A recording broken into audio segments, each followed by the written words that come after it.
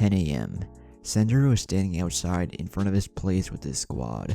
Akuru was standing in between the boys in civilian clothing. She had her headband on, but her white shirt and blue shorts were her street clothes. Makanu and Ranpu, on the other hand, had on newer versions of the outfits that Senjuro gave them for the exam. The boys looked ready. Senjuro looked at the two. He was proud of all of them, but he had other things to worry about than their matches.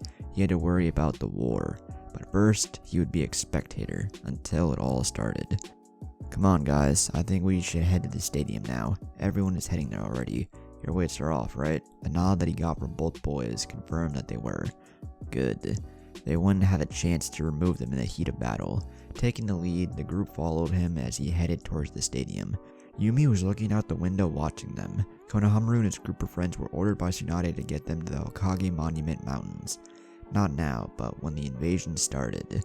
The Hokage's reason was that if she gave special treatment to them in regards of evacuation procedures, then she would have to give it to other civilians. That couldn't be done because Aisu would know, so she had to act like everything was normal. Konohamaru didn't care. He told Naruto he would watch over them, and now that he was given his chance, he would just do that.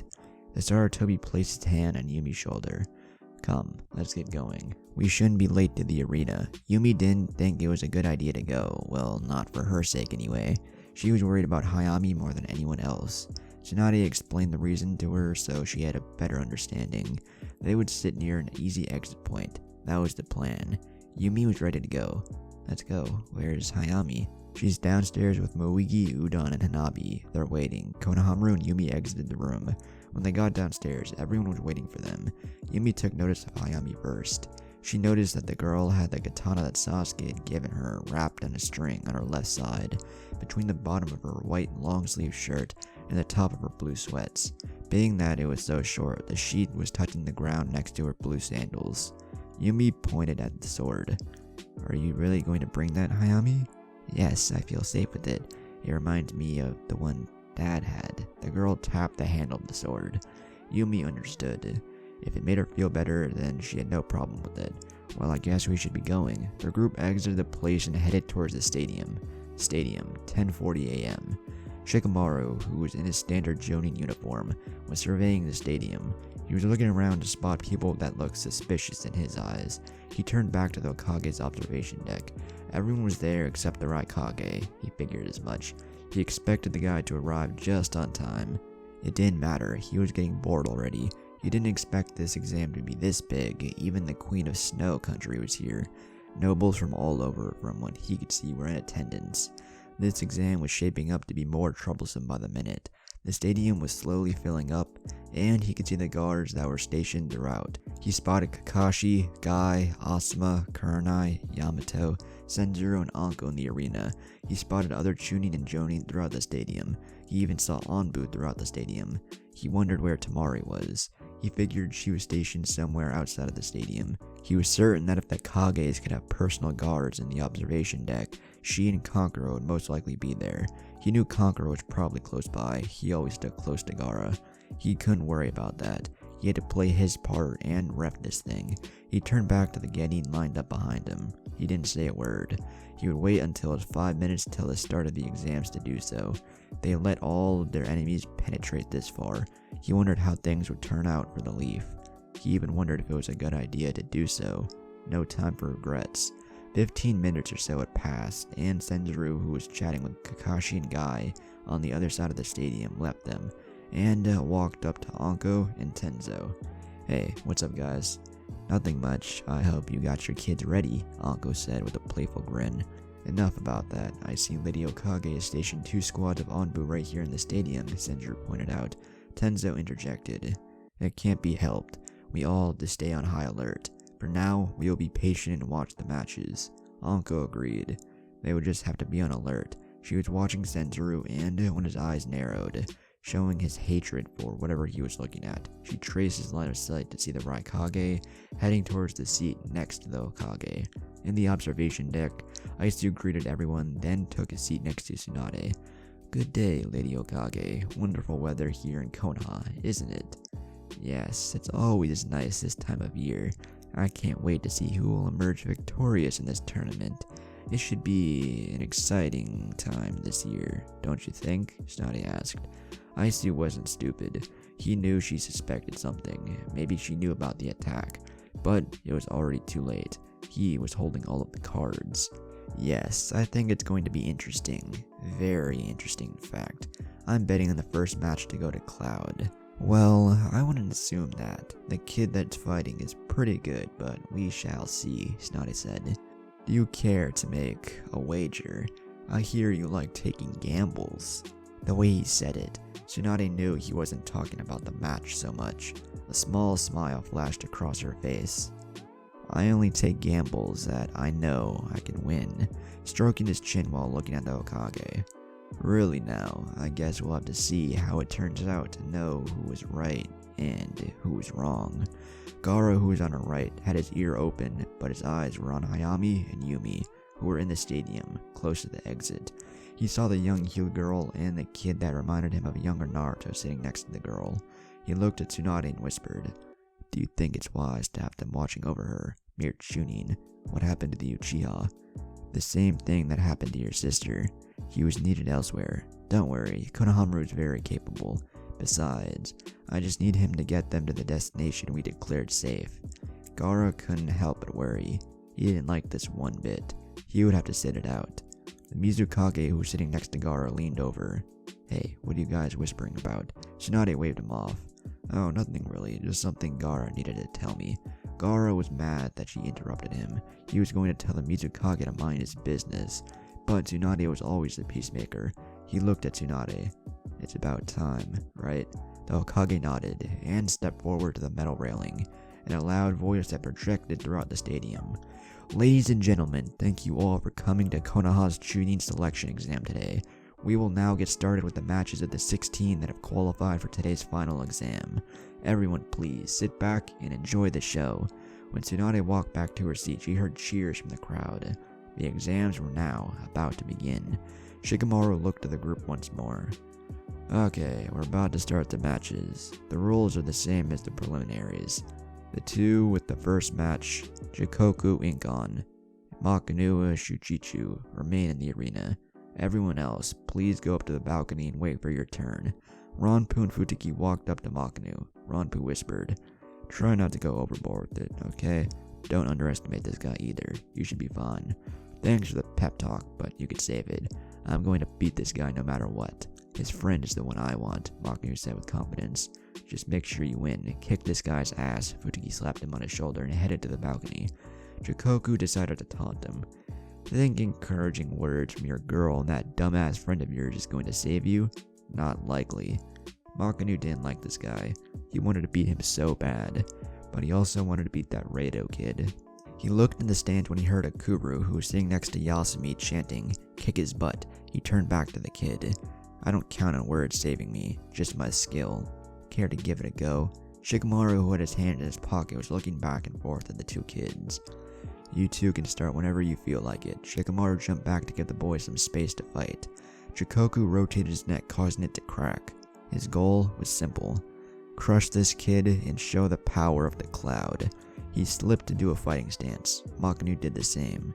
The boys gave one another a long stare down. Makanu was thinking of things he could do. He had an ace up his sleeve, but he wouldn't use it until it was absolutely necessary for him to do so. He would have to get a feel for this guy. Makanu went to the holster in his leg to retrieve a handful of shurikens, which he immediately launched at the kid. Jikoku dodged them all effortlessly. Makanu vanished from the sight of the untrained eye, which were civilians and most genin, to appear on his right. The punch that was aimed at Jikoku's jaw was effortlessly blocked. Jikoku grabbed the fist with the palm of his hand. He smirked at Makanu. "I thought you were better than this." Following up with a punch to the face, he sent the boy skidding across the ground. He had a smug look on his face. The boy was too weak to even be considered a match in his eyes. In the stands, Anko turned to Senjuro. "Looks like your boy is outclassed." "Hardly," was all that he said. "Come again?" Anko wanted to make sure she heard him right. In the contestant balcony, Ronpu was explaining to Futaki why this match was just beginning. "I said he's not in danger." "What do you mean?" Futaki asked. Senjuro looked at Anko. "I mean that he's testing the kid's speed and power. From what I can gather, he knows he won't be able to end this quickly. This Chikoku kid is just as good, maybe. On the balcony, Futaki yelled at Ranpu. Maybe, he's losing, this guy is more than good. Ranpu just pointed to the arena. Anko looked at the kid when Senjuro told her to just watch. He picked himself up and wiped the blood from his lip. Senjuro spoke. He's about to get serious now. The warm-up is over. Watch him closely. He turned to Akuru and Yasumi. You might want to watch him as well. Anko and the others did just that. Konohamaru was waiting for Makinu to make this match interesting. But although he had his eyes on the match, he was scanning the arena for Komoko.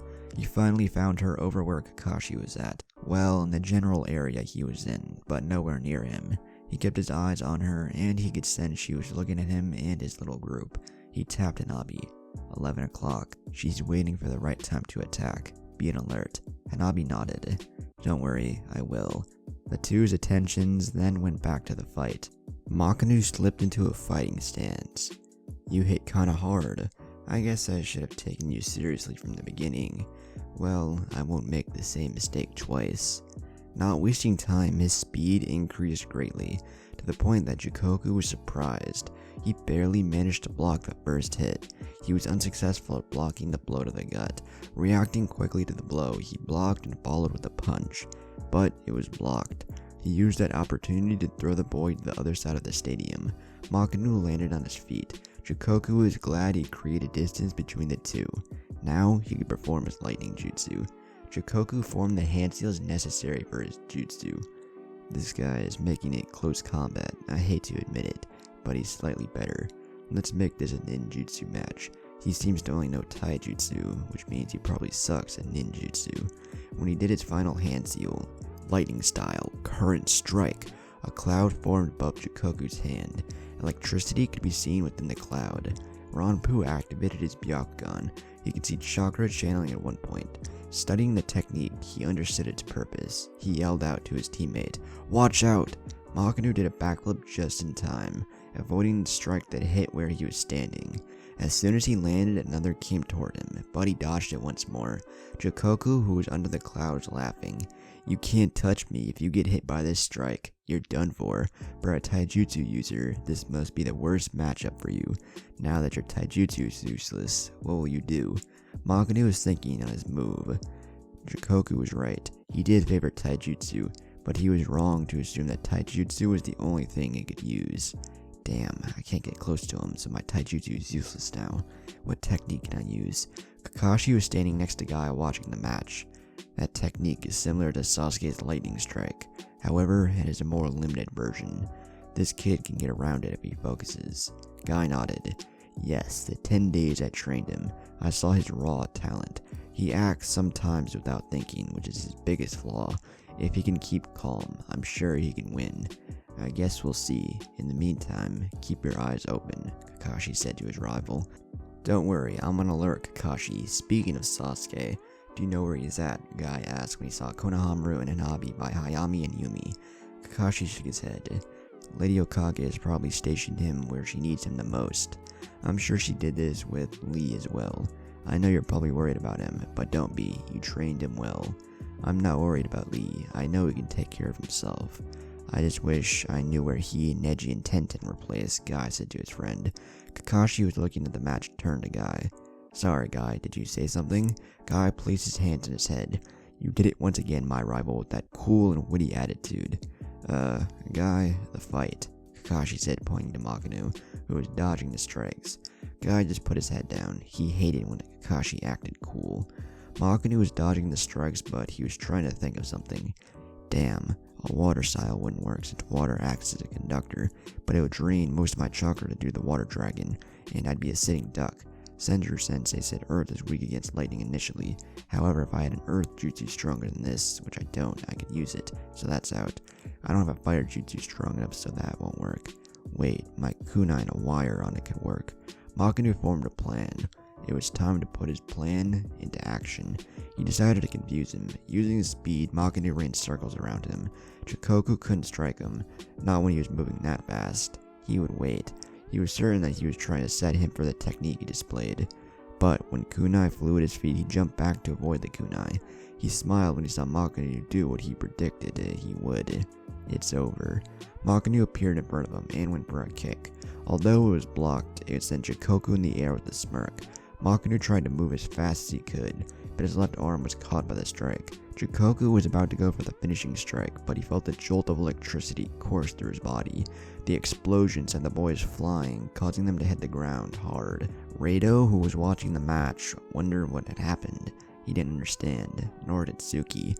How did Chikoku get hit with his own attack? I thought he made contact. Rado did some more analyzing. He smirked when he realized what that kid did. Smart, but stupid at the same time. Akuru was looking on, clearly worried about Makanu. She didn't see him move, and that made her worry more. Senjuro shook his head at the kid. Great idea. Execution, not so great. What the hell was he thinking? Anko offered her answer. I guess he was trying to get the boy to shock himself. Seriously, you didn't show him any strong ninjutsu? That's not the case. I showed my squad a number of ninjutsu, but nothing to counter a jutsu of that caliber.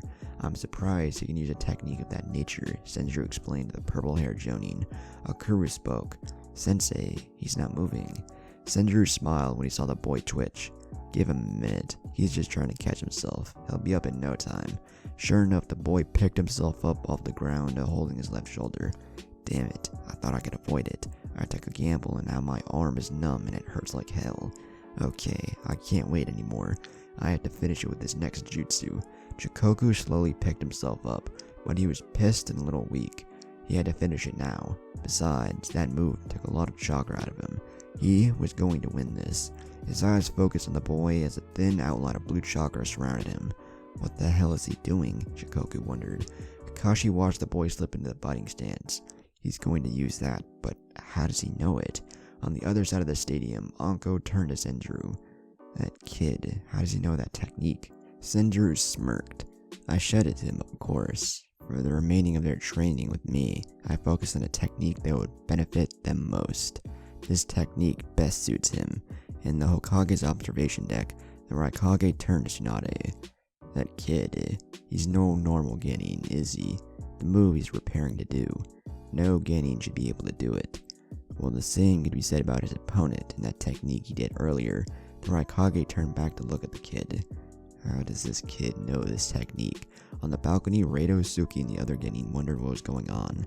They listened when Futaki asked Ronpu, "What's he doing?" Ronpu's response, "Just watch, you'll see." Makanu slipped into the fighting stance and now was ready to perform the technique. Okay, just take my time. I just got it right 2 days ago. The numbness wore off in my left arm, but it still hurts. I have no choice but to use it and risk further injury if I want to advance. Okay, here we go. Chikoku started laughing. You think that a little glow is going to help you win the match? You're so outclassed, kid. It isn't even funny. I'm going to kill you now. I'll end it before then, a confident Makanu stated. Chikoku was preparing the hand seals for his jutsu, but his and everybody's eyes widened when Makanu disappeared from his spot. Slowly turning to his right, he felt a punch in his right arm. Suddenly he vanished once more, only to appear on his left and place a hard elbow strike to his left shoulder. Chikoku felt extreme pain in both of his arms, but that wasn't the end of the attack. Makanu appeared in front of him and placed a kick in the right side of his neck. He then disappeared from view, reappearing behind him to place a kick on the back of his neck. This caused the boy to fall to his knees, defenseless. Before he fell, Makanu disappeared from view, only to appear 20 feet in front of him. Chikoku looked on in fear. He was defenseless. Makanu began to circle him at high speed, until it looked like a blue ring was surrounding them. When he got in the path directly in front of the boy, he charged at him head on. All anyone saw was a blue blur smash into the stadium wall, causing an explosion to occur upon impact. The crowd was speechless. The first match was interesting to say the least. The civilians were shocked, and the shinobi were surprised by the jutsu. Yasumi of Squad 8, who was sitting next to Akuru in the stand, spoke. What was that jutsu that Makanu did? Akuru ignored the girl, not because she didn't want to answer the question, but because she wanted to see if her teammate was alright. When the smoke cleared, Makanu was on one knee with one eye closed, gasping for air. Shikamaru looked at the other kid and he was down for the count. He walked up to the boy to feel his pulse, but Makanu said, "He's not dead. I reduced the force of the technique so he wouldn't die." He's just going to be out for a very long time. So, did I win? Shikamaru turned to the crowd. Winner of match 1, Makinu Sushichu. The crowd was still silent. Buteki was the first to clap. Then the sound resonated through the stadium. Everyone started to clap as well. Makinu was happy he was receiving praise, but he was hurt too. He was right though, because of that lightning making contact with his left arm, it was damaged. He couldn't even lift it anymore. He was sure that it was broken. He was mad at himself. He didn't want to use his ace, but he had no other choice. Either that or lose. It didn't matter. He would find a way to advance. A medic squad came to the arena and carried an injured Shikoku off. One of the medics came up to him. "You might want to come and get that looked at, sir. You have time before your next match." Makinu nodded and followed the medic. Anko saw the kid's arm dangling. It seems that jutsu comes with a price. Yasumi asked again. What was that jutsu that he just used? Akuru in a serious tone. That jutsu is called the Leaf Channel Strike. On the competitor's balcony, Ranpu was explaining the technique to Futeki. Yes, the Leaf Channel Strike. That's what I said. However, there are 3 levels to the technique, each with different points to hit. There is the 5-point channel strike, 7-point channel strike, and the 9-point channel strike. The actual level that Makino used is the 5-point channel strike, so his technique is called the Leaf's 5-point channel strike. Futeki understood his explanation of the technique. She actually saw him hit 5 places, each looking like he caused major damage to whatever he hit. Makino had become so strong. In fact, she was kind of jealous, but proud as well. Proud that her friend was strong and could protect himself now. Jealous because of her competitive nature. Looking at his match made one thing clear for her. She had to win. The Raikage still couldn't believe Ageni pulled off the Leaf Channel Strike. Compared to the 7 and the 9-point strikes, it wasn't as great, but it was a powerful taijutsu combo that was dangerous. This tournament was interesting. Too bad he wouldn't get to see all of them fight. Oh well, he had a war to finish. It was unfortunate for these kids trying to beat Chunin. Some wouldn't probably be alive after today. He turned to Tsunade, who was still looking at the boy exit the stadium, smiling all the while. Shikamaru signaled for the next 2 contestants to come to the ring. 10 minutes later, Konoha's northern gate. Standing on a building near the gate in black short-sleeved shirts, sweats, and sandals, with the Uchiha symbol on the back of his shirt, just above the sword in his back, Sasuke was on the lookout. He was certain that the enemy would enter through here, as well as from other secret locations. He would do what he had to do to keep them at bay. He wondered where Sakura was at. Also, he hated to admit it, but he was worried about Hayami as well. He decided to focus on something else. But the only thing that came to his mind was Naruto. Where the hell are you, idiot? Wiping the hair away from his eyes, Sasuke waited patiently. He would have preferred to be stationed at the stadium, but he was sure whoever was there would be more than adequate. His assignment was to keep the enemy at bay. A problem for Sasuke? Hardly. Stadium's infirmary. Makinu was sitting on the table while Sakura was healing the arm damaged by the lightning strike. You're lucky that only a small portion hit you. That arm would have been dead to you for at least a week, not to mention it would have taken about 2 months or so to heal. I healed it, but it's not 100% done. You have mobility, but it's limited. In all honesty, you shouldn't fight in the next match. You risk further injury to the arm. Makinu held his arm in front of him, moving it up and down, left and right. He was satisfied with the movement. It's okay, I have all the movement that I need. Granted, it hurts moving in certain ways, but I'll manage. Thank you, Sakura. You're welcome, but you shouldn't be thanking me. It's my job, you know. You should go to the balcony with your friends. Good luck in your next match.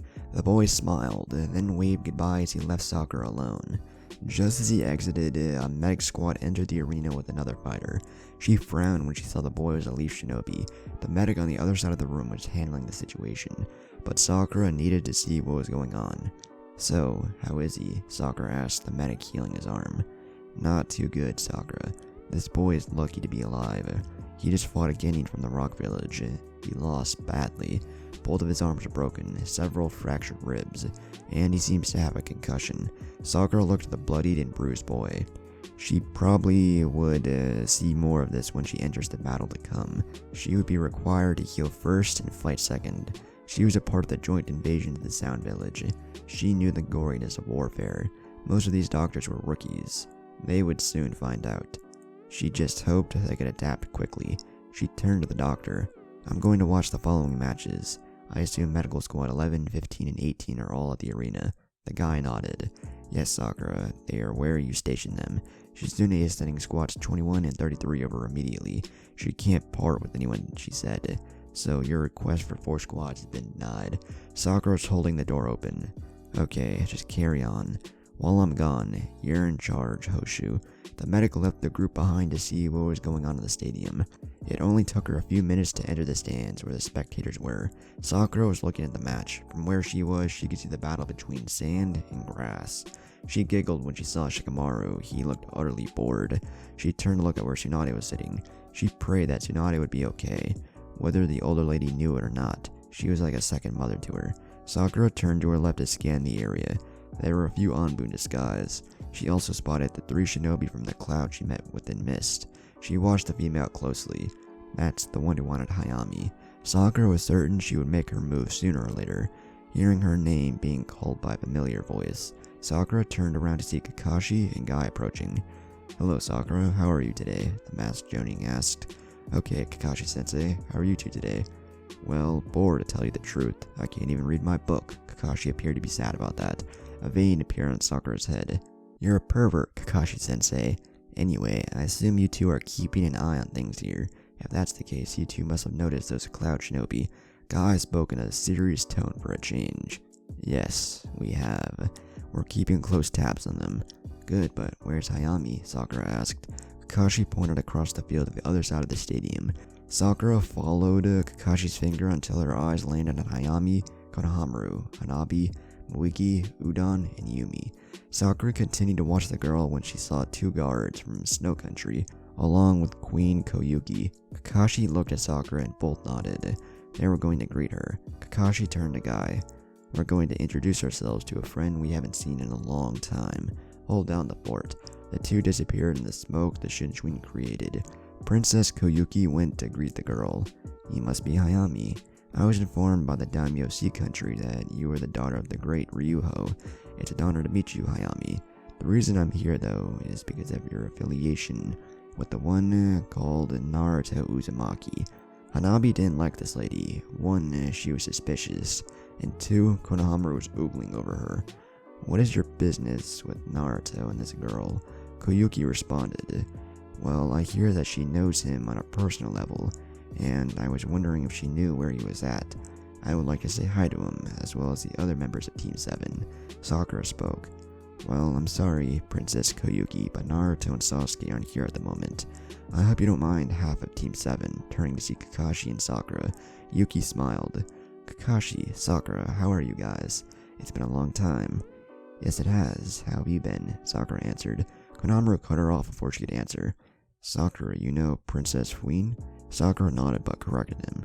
Yes, but her name is Koyuki Kazahana. Princess Fuin is a fictional character, Konohamaru. I know that, but I had no idea you guys knew her, Konohamaru said. Kakashi spoke this time. Well, we were assigned a mission to protect her about 6 years ago or so. We met then. You're being modest, Kakashi. She turned to Konohamaru.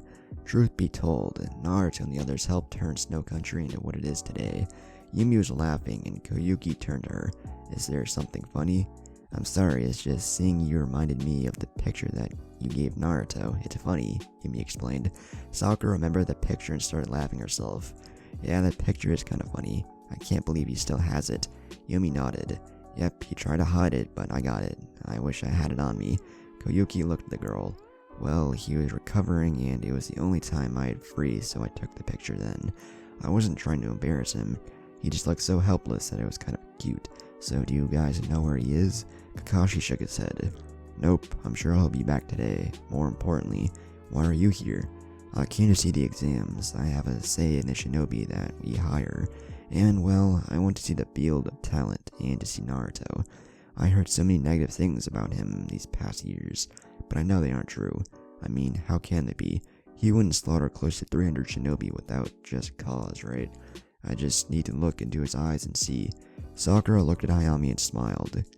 Whatever you heard about Naruto is mostly false. Want to know why he killed all those shinobi? Just look at the girl and you'll have your answer. Yuki bent down and looked into Hayami's innocent eyes. You have beautiful eyes, Hayami. What did Naruto do that involved you in the death of all those shinobi? I was taken away from my home and I was treated badly by the guys who took me, but Big Brother Naruto showed up, and well, all I remember is him telling me that he was proud of me. The next thing I remember is Big Brother Naruto carrying me, Hayami said to the lady. Koyuki saw all she needed to see in the girl's eyes. He couldn't be as bad as the daimyos of all the countries, excluding Sun and Sea, made him out to be. She was glad. She wished she could see him though. Koyuki heard Kakashi's name being called. This caused her to turn to see a stocky old man, a female about her age, and a teenage boy toward them. She recognized that guy. He was the master bridge builder, Tsunade. He did work in her country a few years back. The old man placed his arms on Sakura's shoulder. Good to see you, Sakura and Kakashi. When he saw Koyuki, he bowed. It's a pleasure seeing you again, Princess Koyuki. Likewise, Tsunade. I wasn't aware that you knew Kakashi and Sakura. Inari spoke. Of course we know them. Why do you think we built a bridge titled the Great Naruto Bridge? This was the first time Hayami heard of it. You mean Big Brother has a bridge named after him? Inari looked at the girl. Her calling Big Brother Naruto confirmed it. You must be Naruto's sister. It's a pleasure to meet you. Tsunade heard this story from his family. He never doubted Naruto's reason for what he did. Speaking of which, where is Naruto, by the way? Kakashi spoke once more. Naruto isn't here. In fact, no one knows where he's at. Yumi spoke. Don't worry, Naruto will be here. Tsunade didn't know who this girl was, but he nodded as if to say, okay. He leaned into Kakashi's ear and whispered, I know who the little one with the lavender hair is, but who's the pretty brown-haired girl? Kakashi answered in a whisper, Naruto's fiancé. The kid did pretty well for himself, eh? Tsunade nodded. I would say. Yumi decided to introduce herself. I'm sorry, where are my manners? I'm Yuki, Naruto's fiancé. Koyuki was surprised by this information. So was Inari and Tsunami. Inari bent down next to Konohamaru. That's Naruto's girlfriend? Go Naruto. Hey, Yumi's like my sister, so don't even think like that, Konohamaru whispered back to the boy. He stood up. I wasn't thinking like that, just saying. Tsunami was staring at the match.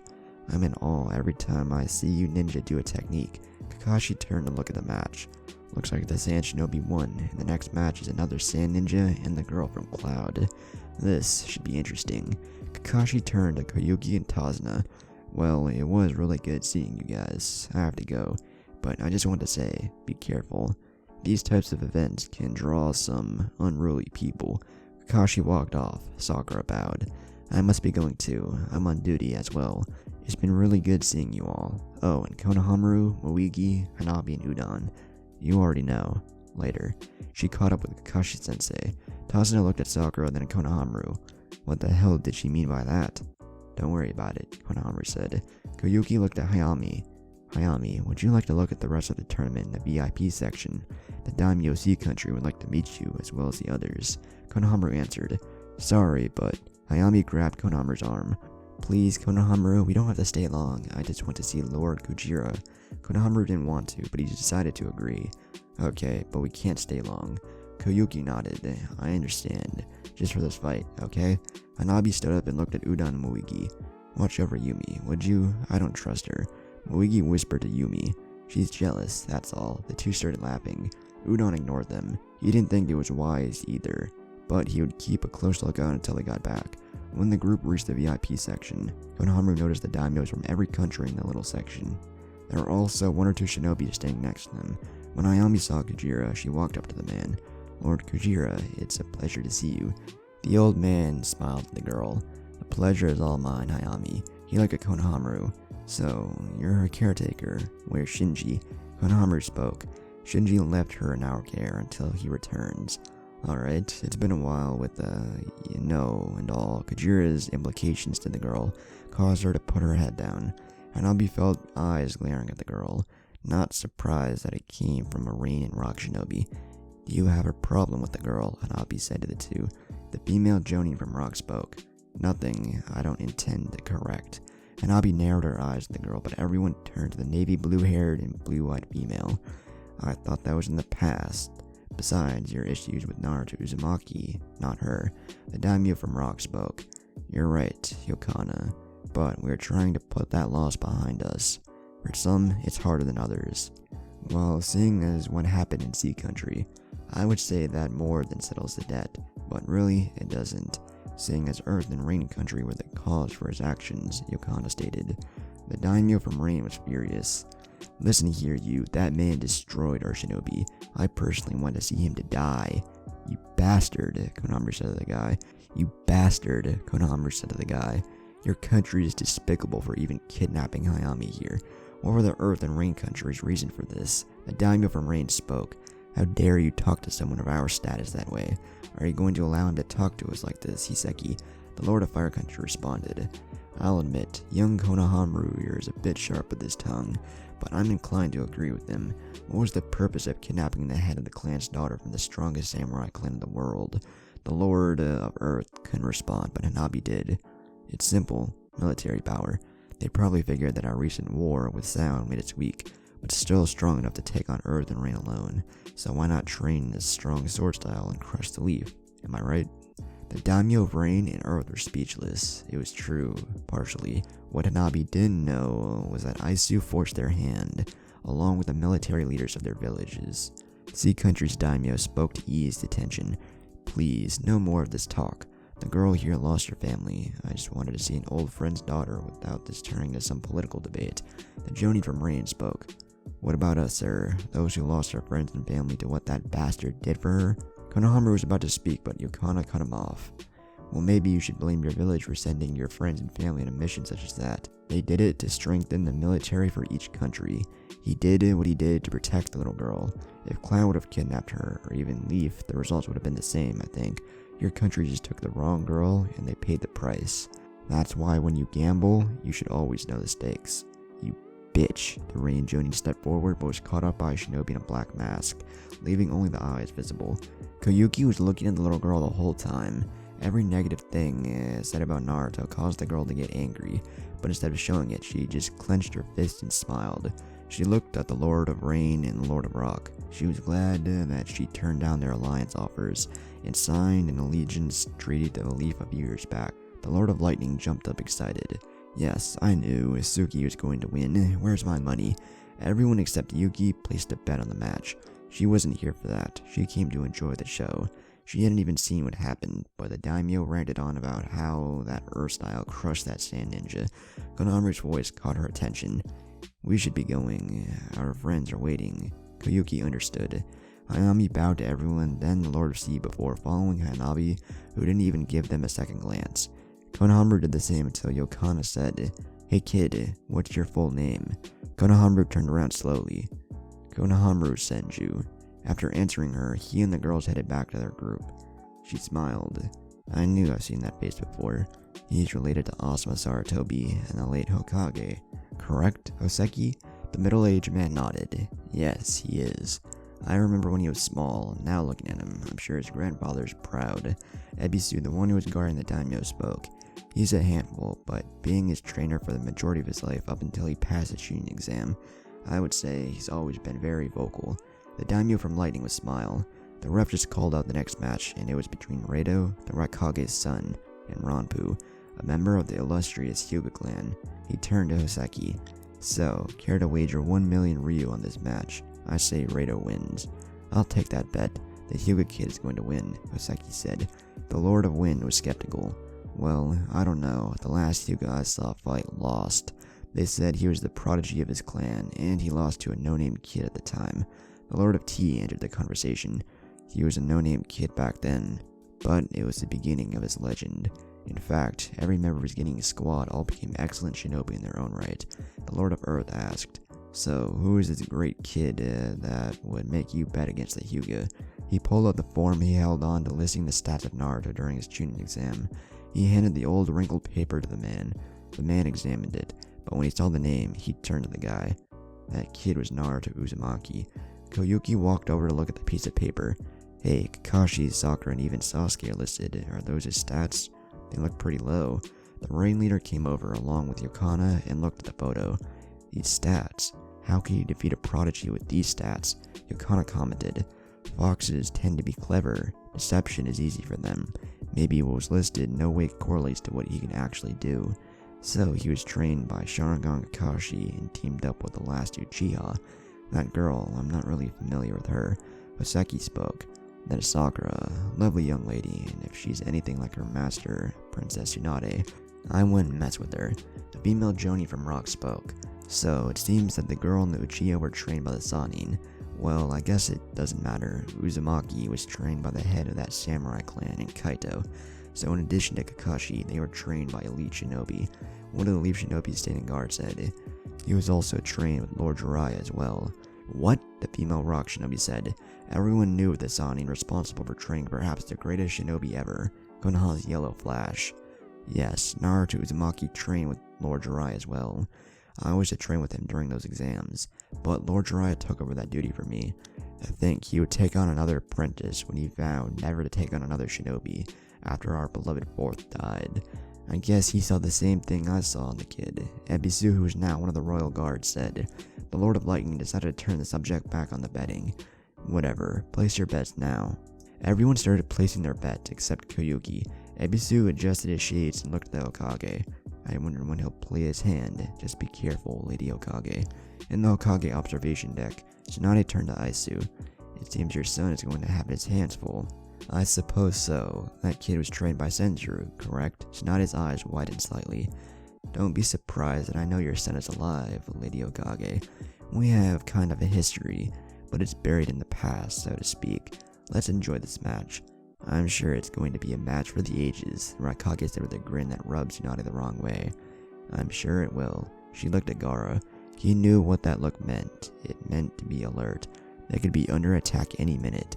Gaara hid his hand so no one could see the signal he was forming, a few miles away from the stadium.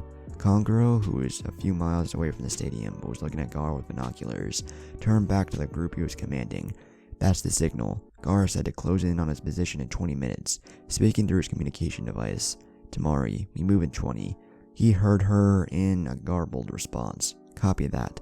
I'm on standby near the stadium walls. Where are Yumi and Hayami? Using his binoculars, he looked at where she was. Well, she's walking back to her seat with that kid Konohamaru and some Hyuga girl. They're moving towards Yumi. She's okay, sis.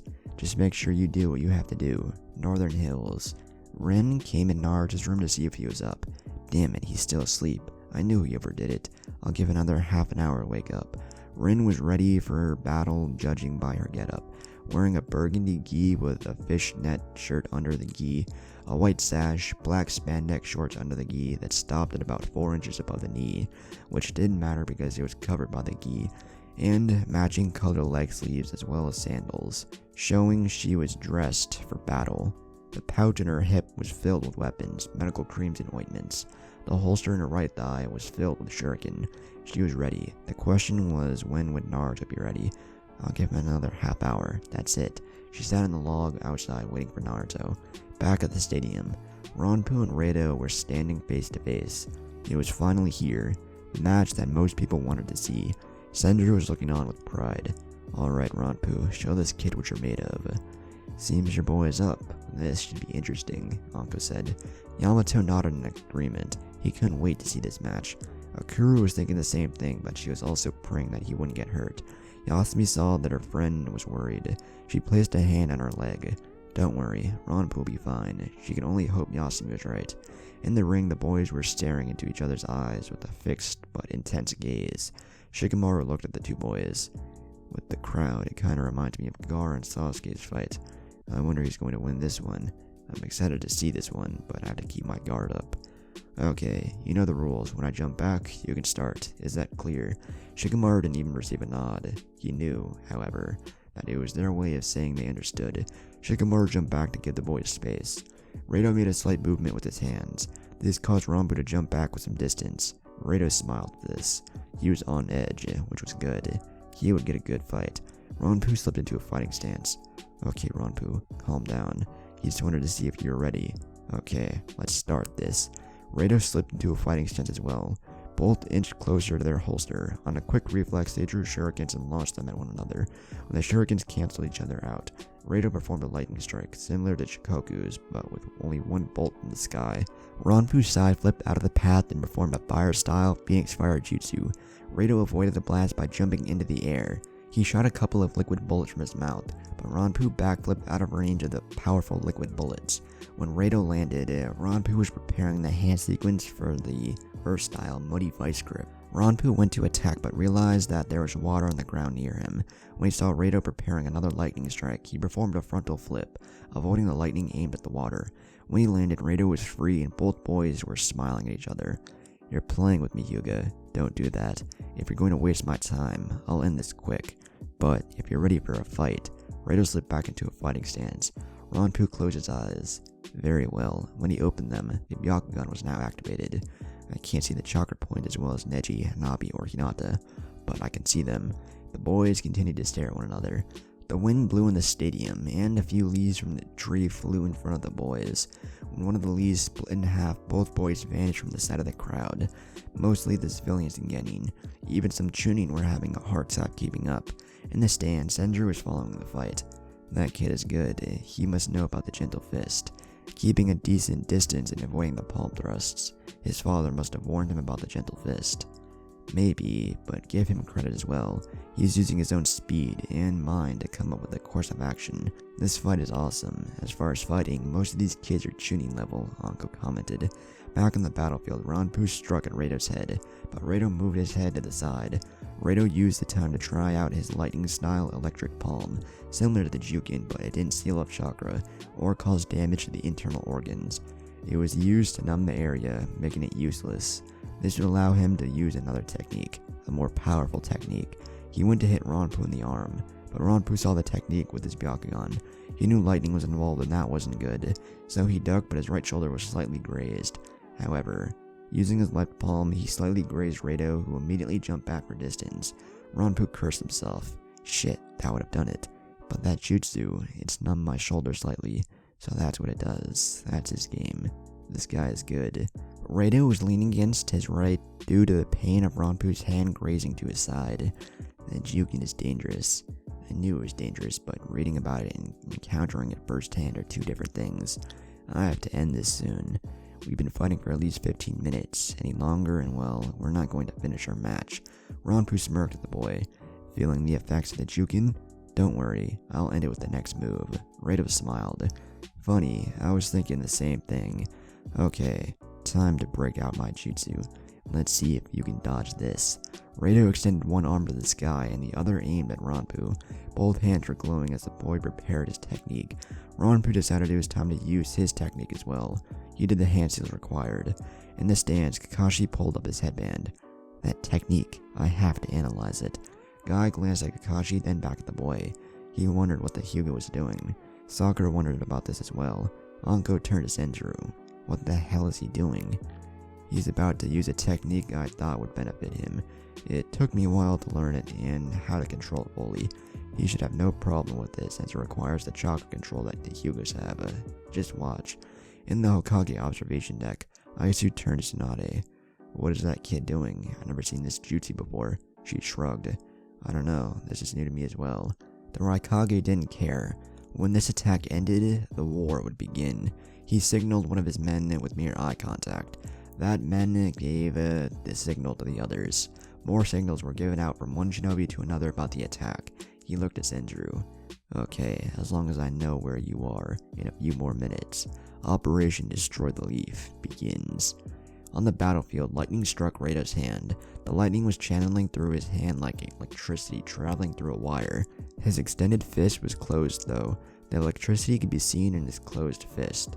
Ranpu started to spin, much like how the Hyuga did when performing the Kaiten. He, on the other hand, wasn't performing the Kaiten.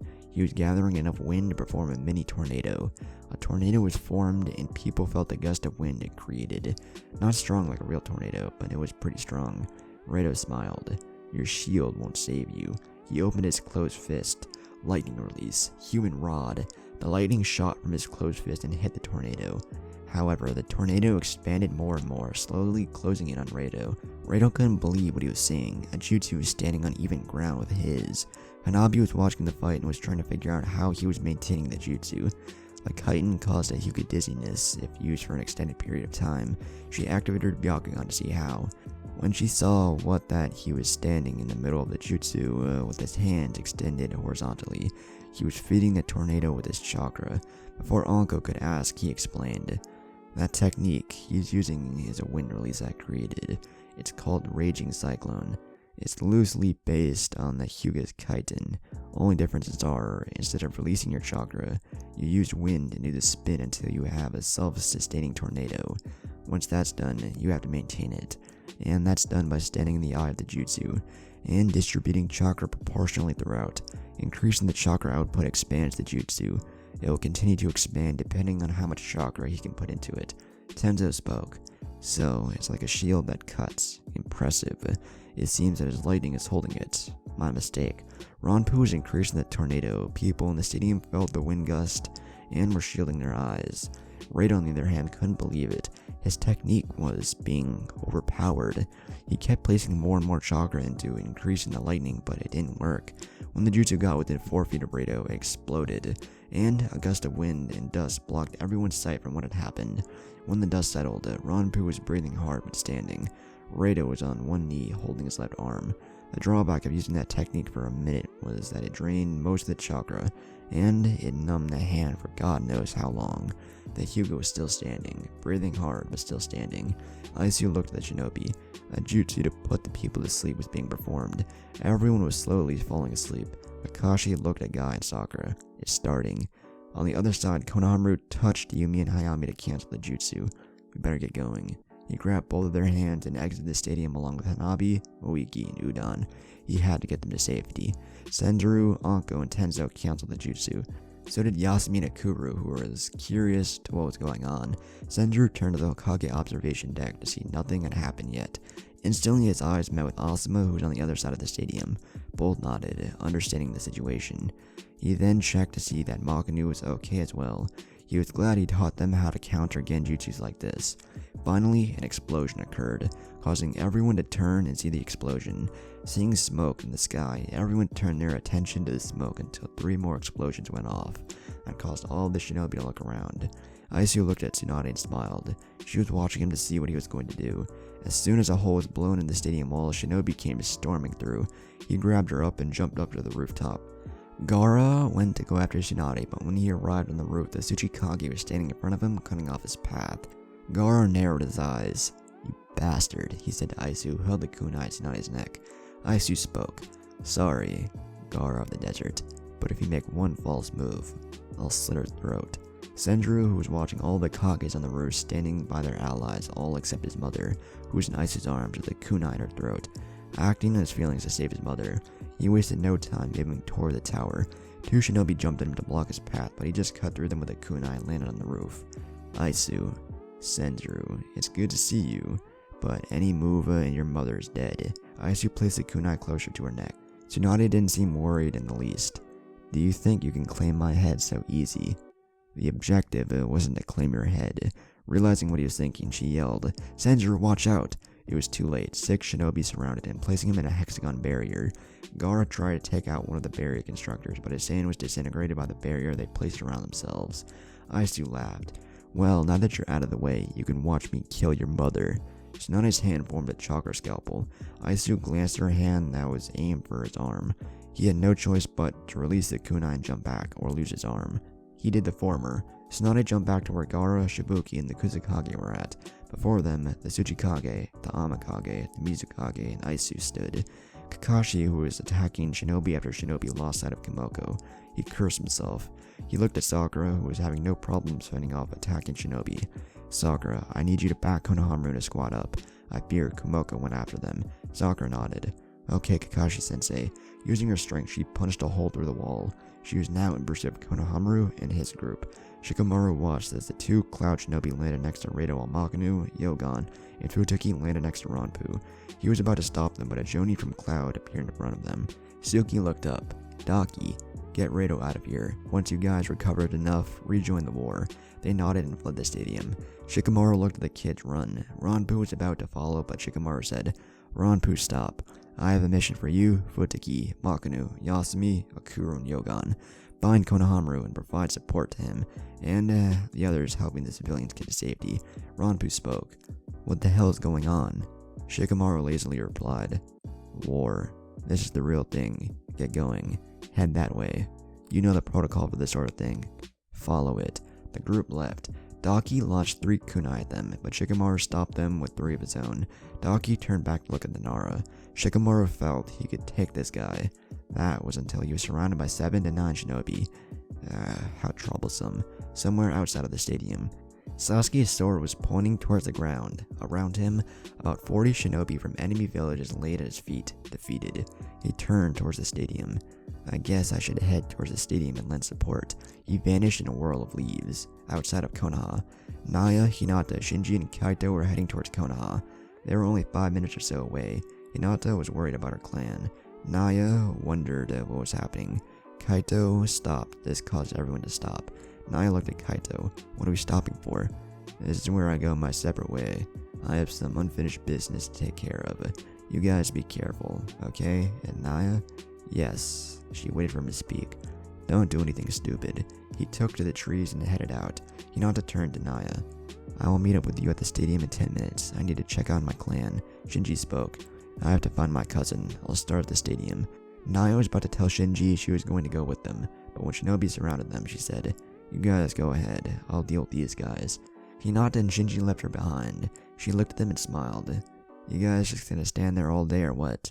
Who's gonna ask me to dance? Naya would take these Cloud Shinobi down and then move on.